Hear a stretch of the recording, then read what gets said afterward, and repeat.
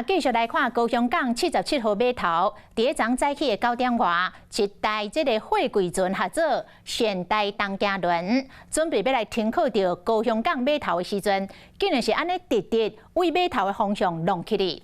弄到的瞬间，弄一声大声，是甲码头甲这个货船的暗码头弄甲壁船，加在无人伤亡。事后来调查，这个船的驾驶并无啉酒，不过啉酒的是饮水人，也就是领港放港的人。因为各国的船只对要入港的水性无真了解，所以需要引水人引导的人来下正确的指令，让船只会当安全入港来停靠。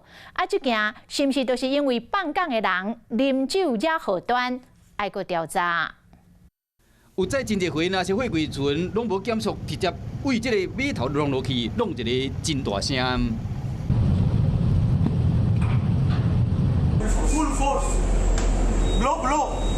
船方接到消息，随伫船顶对放港的人进行纠称，结果是0.69，已经明显的超过标准。航港局事后请港警搁测一摆，结果是0.19，但过无论安怎已经违法啦。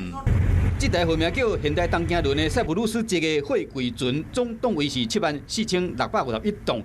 第早早起9点外，准备要挖高雄港77号码头的是直接弄码头。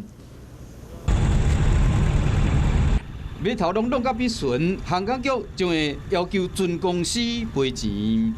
今天已经有安排码头的水下检查的工作，如果那个码头的结构有受损的状况时，我们一并会依照相关规定跟船方来请求损害赔偿。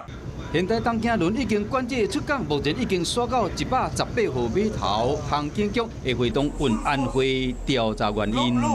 Hello， 大家好，我是乃瑜，要教给大家2个任务。第一个，华视新闻的脸书专页，你按赞了吗？